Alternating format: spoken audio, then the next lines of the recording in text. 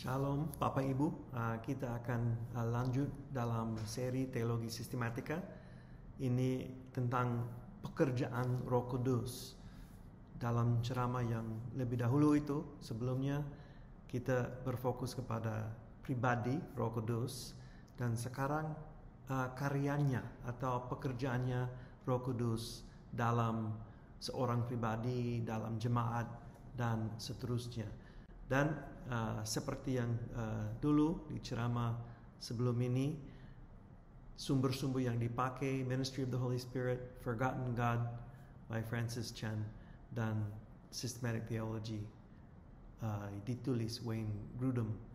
Nah, sebagai pendahuluan, Roh Kudus terlibat dalam otoritas kitab suci, doa, panggilan Injil, kelahiran kembali, pengudusan, ketekunan, kemuliaan Allah, disiplin jemaat, kasih karunia di dalam jemaat, penyembahan karunia yang diberikan kepada orang pribadi, dan lain-lain. Tetapi kita akan berfokus secara ringkas pada pekerjaan Roh Kudus. Pekerjaan Roh Kudus bisa dijelaskan begini. Pekerjaan Roh Kudus adalah menyatakan atau memanifestasikan kehadiran Allah di dalam dunia dan khususnya di dalam jemaat Yesus. Tetapi kita akan berfokus dari permulaan penciptaan sampai sekarang, Roh Kudus bekerja untuk menggenapi dan menahankan apa yang direncanakan oleh Allah Bapa dan Anak Allah. Dari dalam penciptaan, Kejadian pasal 1, Kisah para Rasul pasal 10, Roh Kudus turun dan menguatkan Injil dan menyatakan Injil dan kebenaran. Roh Kudus disebut sulung roh dan jaminan atau meterai, karena dia adalah manifestasi mengenai apa yang akan digenapi secara lengkap nanti.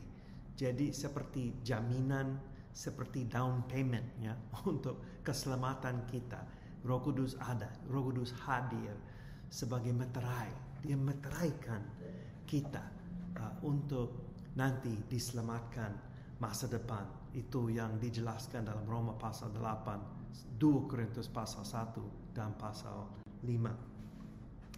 Dalam Yesaya pasal 32 ayat 14 sampai 18 dinubuat bahwa Roh Kudus akan membawa berkat Tuhan dan pemulihan.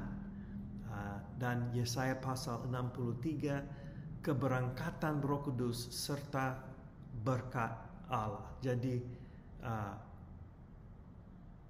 Roh Kudus ada sama dengan berkat Allah. Yang dan Yehezkiel pasal 34 dan seterusnya dibuat tentang kedatangan Roh Kudus. Roh Kudus sudah dinantikan, sudah dinubuat akan datang untuk melayani dan menguatkan dan mengajar jemaat Tuhan nanti. Itu yang dijanjikan juga oleh Yesus, dan dia akan mengutus rohnya untuk bersama-sama dengan jemaat. Nah, jadi yang pertama kita lihat tugasnya atau pekerjaan Roh Kudus. Roh Kudus menguatkan. Nah, ya, jadi sebagian itu Roh Kudus menghidupkan. Roh Kudus menghidupkan. Itu Mazmur 100 pasal 4, Ayub, Yohanes, cukup banyak ayat dari Yohanes dan Kisah para Rasul dan Roma pasal 8. Jadi Roh Kudus kasih hidup. Roh Kudus menghidupkan. Kalau ada yang mati, perlu Roh Kudus untuk menghidupi itu, menghidupi orang itu. Jadi tidak ada hidup, tidak ada hal yang baik di dalam jemaat, dalam kehidupan kita, kecuali Roh Kudus menghidupkan. Itu berasal dari Roh Kudus. Juga Roh Kudus menguatkan untuk pelayanan. Jadi dalam perjanjian lama kita melihat banyak contoh. Dalam itu bilangan, ulangan, hakim-hakim, itu bisa dibaca nanti. Dalam perjanjian baru dan ada banyak juga. Jadi mengamankan umat Allah, dia mengurapi hamba Tuhan, apakah Roh Kudus di dalam hati orang sebelum perjanjian baru? Nah, ada kemungkinan tidak. Dia tidak diam sebelum Yesus mengutus Roh Kudus. Roh Kudus tidak diam di dalam orang percaya. Dia menguatkan itu, orang itu seperti Daud, seperti nabi-nabi. Dan pada waktu Yesus mengatakan Yohanes pasal 14 ayat 17, tidak ada perbedaan yang mutlak. Jadi Roh Kudus belum datang secara sempurna atau lengkap sebelum Kisah Para Rasul pasal 2. Tetapi dia terlibat, dia aktif, dia melayani, dia menguatkan dalam perjanjian lama. Sudah ada banyak contoh di dalam ayat-ayat ini bahwa Roh Kudus terlibat dalam kehidupan dan pelayanan dan kegiatan umat Allah. Dan dalam perjanjian baru kita lihat banyak contoh. Dia mengurapi Tuhan Yesus. Yesus masuk padang gunung dengan Roh Kudus. Dalam pelayanan Yesus ada Roh Kudus yang menguatkan, mengurapi pelayanannya. Dia memimpin murid-murid Yesus. Kisah Para Rasul pasal 1 ayat 8, Yesus mengatakan, Roh Kudus akan turun ke atas kamu dan kamu akan menjadi saksiku, saksi Yesus di Yerusalem, Yudea, Samaria sampai ke ujung bumi. Dan Stefanus dipenuh dengan Roh Kudus. Dan Paulus menjelaskan begitu. Dalam khotbah, Roh Kudus terlibat dalam khotbah untuk menguatkan kebenaran itu. Roh Kudus ada kalau kita membaca firman Tuhan. Roh Kudus menguatkan. Roh Kudus memberi pemberian karunia. Nah, ada banyak hal yang keliru mengenai karunia, karena karunia itu kadang-kadang ada manifestasi, kadang-kadang ada karunia yang bisa bertahan dalam kehidupan dan pelayanan seseorang, dan Roh Kudus itu berasal dari Roh Kudus. Jadi ini bukan sesuatu yang diajar atau diburu atau berusaha keras untuk dapat karunia itu. Kita bisa minta, tapi Roh Kudus memberikan. Karunia tidak bisa dipaksakan untuk orang lain, tetapi itu pemberian dari Roh Kudus. Dan Roh Kudus terlibat dalam doa, dia menguatkan doa, dia memimpin kita dalam doa. Kadang-kadang kita tidak tahu doa apa, Roh Kudus akan berdoa untuk kita sebagai pengganti dalam doa itu, karena kita tidak tahu bagaimana berdoa. Roh Kudus ada untuk melayani di situ. Dan Roh Kudus menguasai lawan rohani dalam menyampaikan Injil.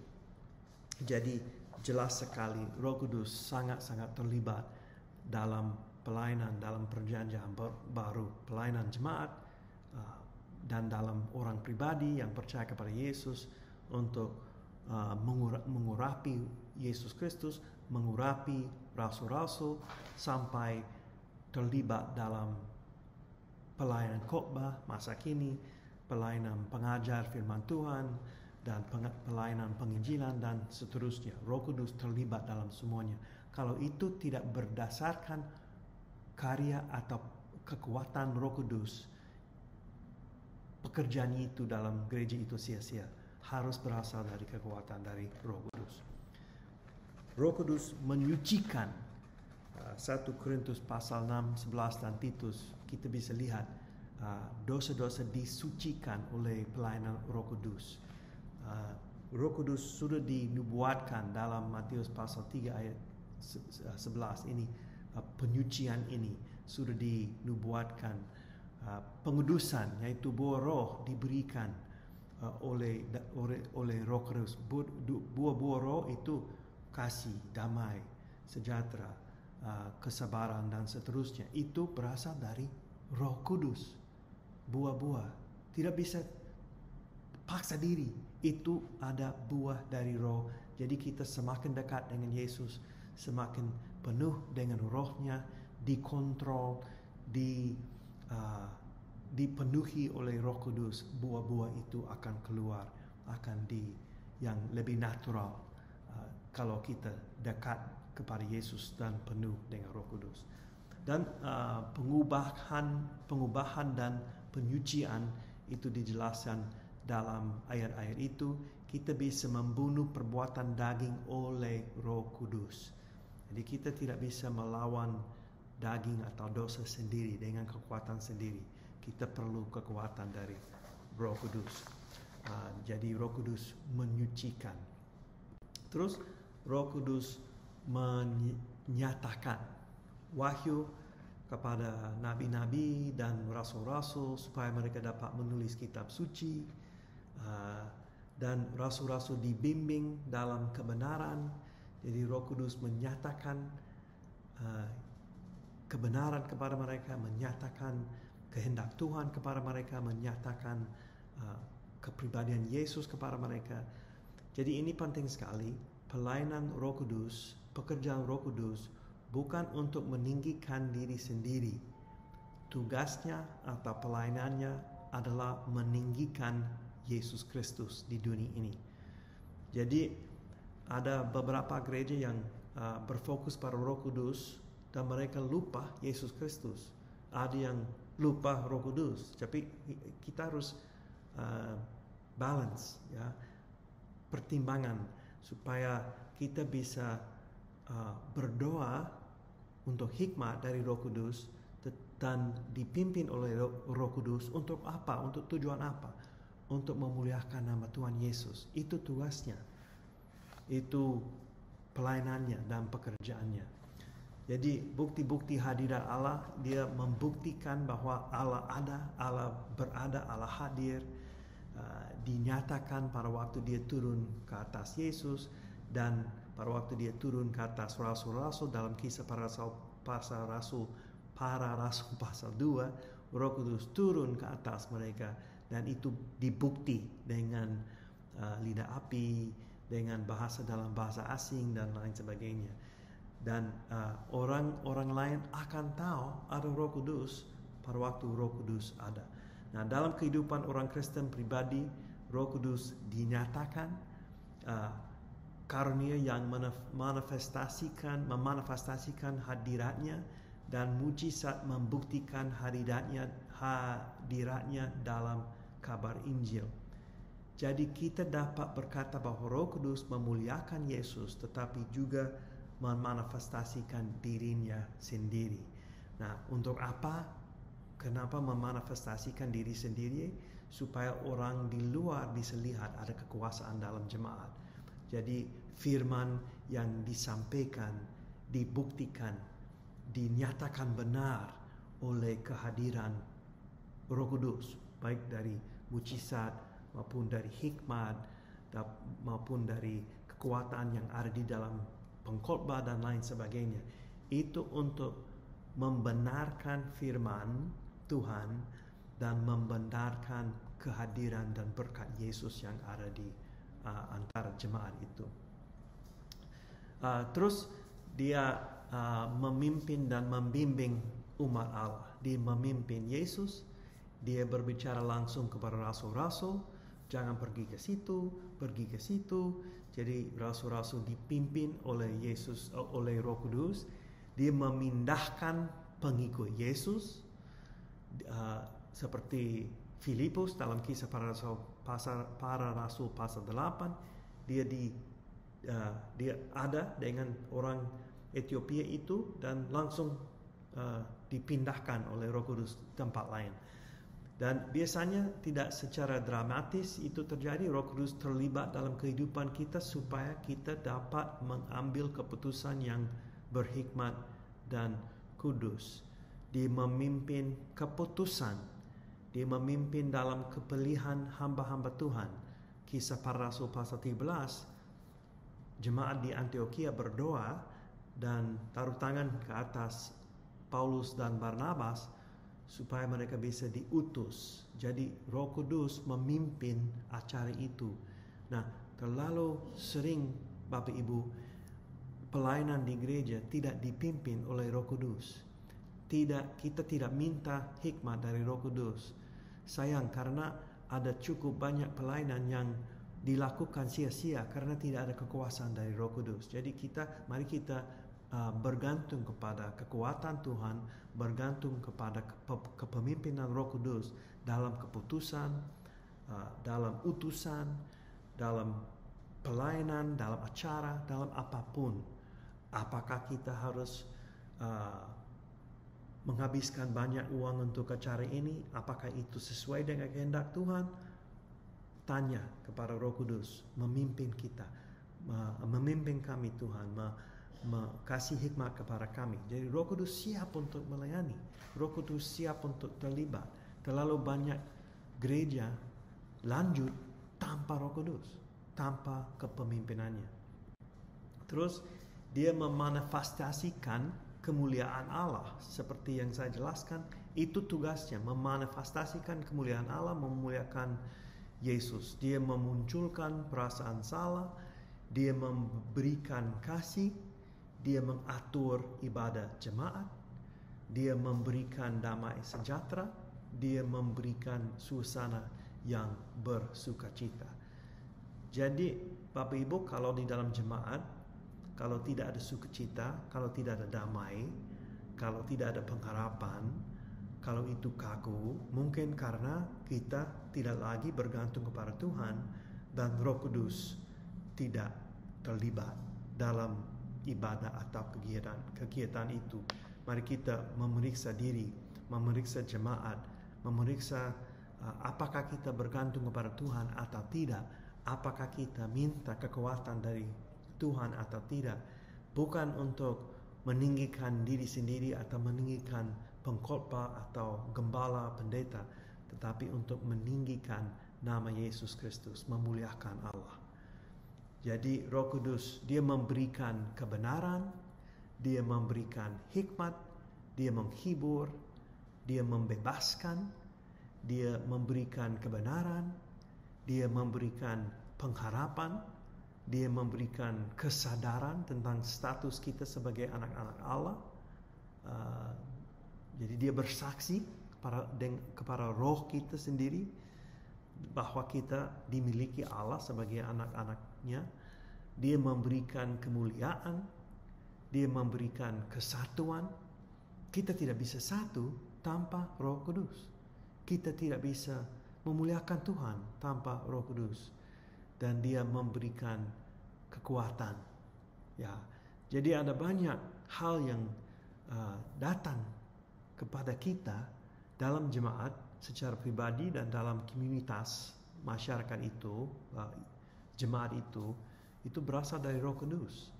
Jadi itu pekerjaannya. Dia menghibur, membebaskan, memberikan kebenaran, memberi pengharapan. Semuanya itu yang baik turun dari surga, turun dari Tuhan sendiri. Dan dia memberikan keyakinan. Jadi kalau kita menginjili seorang lain, itu bukan kekuatan kita yang akan meyakinkan orang itu. Itu harus datang dari Roh Kudus. Roh Kudus akan meyakinkan orang lain. Dia akan membuka hati. Ingat, dia yang menghidupi.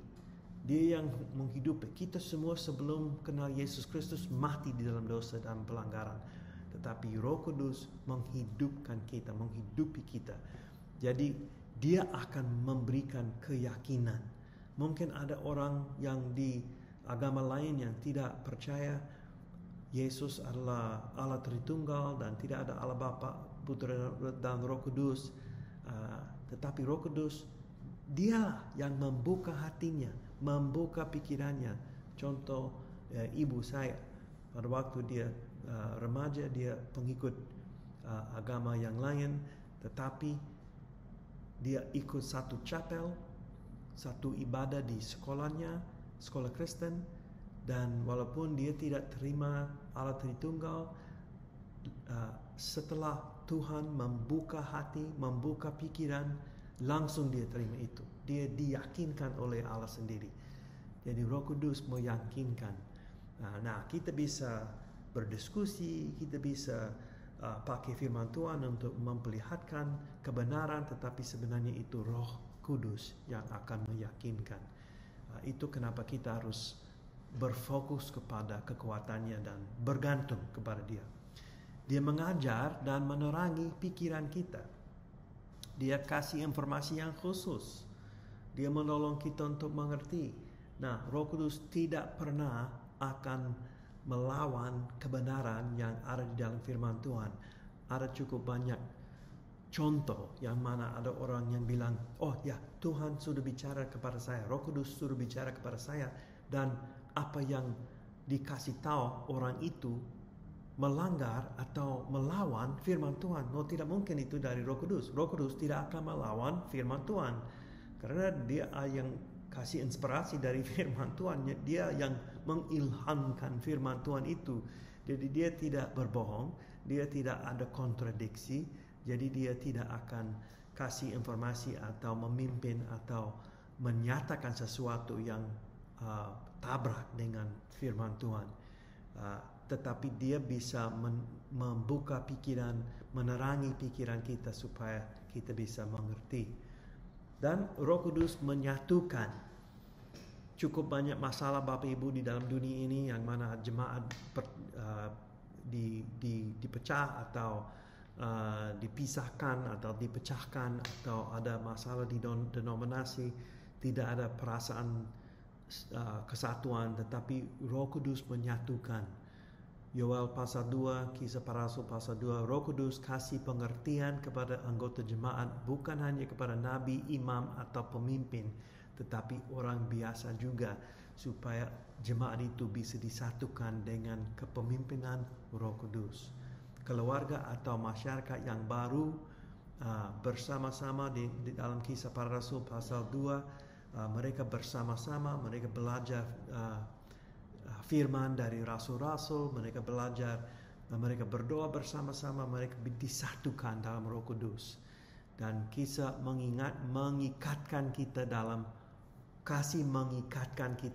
dalam Roh Kudus. Kasih seperti lemnya, lem untuk jemaat, dan itu yang dipakai Roh Kudus untuk menyatukan jemaat. Roh Kudus memberikan bukti-bukti hadirat dan berkat Allah. Kita lihat dalam contoh Yesus, contoh Samson dan hakim-hakim, contoh Saul, contoh bangsa Israel. Roh Kudus dapat didukakan dan ada yang membawa penghakiman dari Roh Kudus. Jadi semuanya ini contoh bukti hadirat dan berkat Allah. Jadi Roh Kudus menyatakan kekuasaan Allah, menyatakan kebenaran Allah, menyatakan Allah hadir antara jemaat itu. Dan yang terakhir, Roh Kudus memberikan bukti-bukti hadirat dan berkat Allah. Dosa terhadap Roh Kudus dijelaskan dalam Matius pasal 12, Markus 3 dan Lukas 12. Nah, ada yang bingung mengenai ayat itu, dosa terhadap Roh Kudus tidak bisa diampuni. Dosa itu sebenarnya untuk menolak Yesus Kristus, menyangkal terus Yesus Kristus, menolak kebenaran itu. Dosa itu tidak bisa diampuni karena orang itu yang berbuat dosa itu tidak mau diampuni. Mereka menolak ketuhanan Tuhan Yesus, mereka menolak Yesus Kristus sebagai anak Allah dan Tuhan dan Juru Selamat. Jadi kalau mereka menolak itu terus, ya pasti mereka tidak diampuni. Nah itu dosa terhadap Roh Kudus, karena Roh Kudus mau menyatakan kebenaran itu. Kalau itu ditolak, itu melawan Roh Kudus. Jadi dosa itu tidak bisa diampuni. Dan yang terakhir, kita harus melayani dan menyembah dan apa saja dalam Roh Kudus. Jadi bersukacita dalam Roh Kudus, memutuskan dalam Roh Kudus, bersaksi dengan kekuasaan Roh Kudus, mendekati Allah dengan kekuatan Roh Kudus, berdoa dalam Roh Kudus, mengasihi dengan kekuasaan Roh Kudus. Kita harus dipenuhi oleh Roh Kudus terus setiap hari. Jadi Roh Kudus diam satu kali. Orang yang percaya kepada Yesus dan bertobat, Roh Kudus ada, dia berdiam, dia diam bersama-sama orang percaya itu. Tetapi setiap hari untuk dikuatkan, untuk dipenuhi lebih dalam lagi, kita harus menyerahkan diri kepada kepemimpinan Roh Kudus.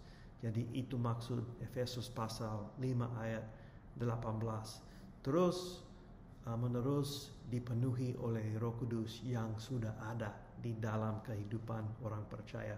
Dan kita harus bergantung kepada Roh Kudus, karena itu bukan kekuasaan, kemampuan kita sendiri dalam pelayanan atau untuk hidup bagi Yesus. Harus dikuatkan oleh Roh Kudus, dipimpin oleh Roh Kudus.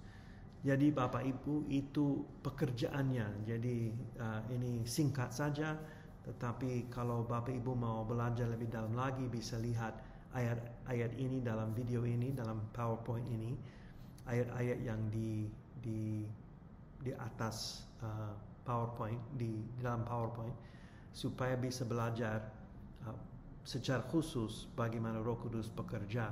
Tetapi itu benar, Roh Kudus terlibat dalam pelayanan jemaat.